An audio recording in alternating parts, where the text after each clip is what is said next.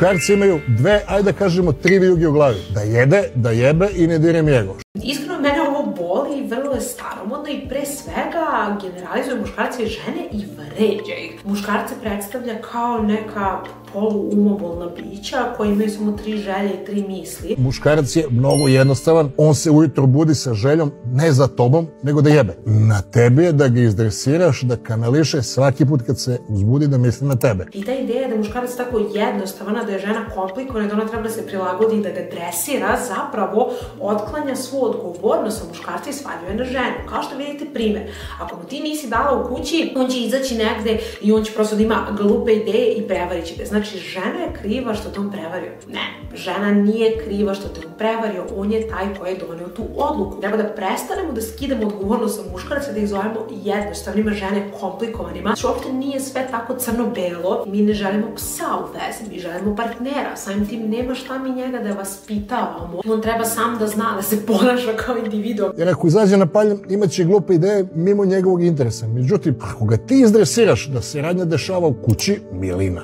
Čim on gladni trči kući, čim mu se ono kući. Ali sama ta ideja kao ti moraš da mu daš kod kuće da on ne bi otišao da traži negdje drugde. To nam ponovo govori onu klasiku da žene zapravo nagrađuju muškarce seksom i da seks nije iza njih, nego je za muškarce i ti treba da mu daš sve gledno hoće, znači će kao slučajno da odluta.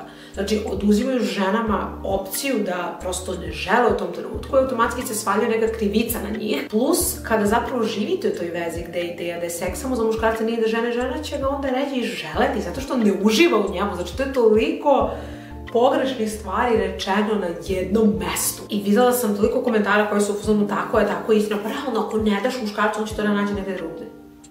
Ljudi, jel su oni stvarno kučići koji kao šta, ako ih ne nahraniš, on će da ode da lovi nešto u bašti, preskočit će ogradu, naći će hranu. Mislim, kakav je to pogled na muškarce, žene, muško-ženske odnosi na seks?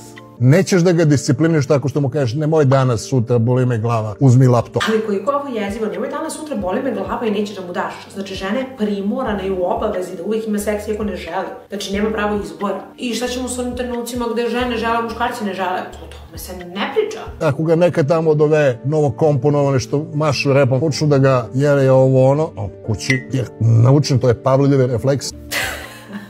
Ja ne mogu da verujem da je on uporedio muškarce sa Pavlovljevim psima. On kada mu se ona otrči kući i ove novokomponovane kad ga napade. Znači, eto, opet žene su krive. Znate ona priča čujena, on je prevario ženu pa neka tamo ga smuvala, ona je kriva. Ne!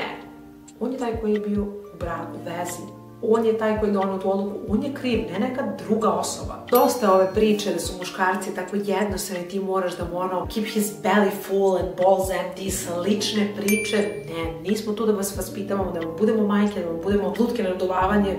Ne, veza uopšte ne treba da bude to.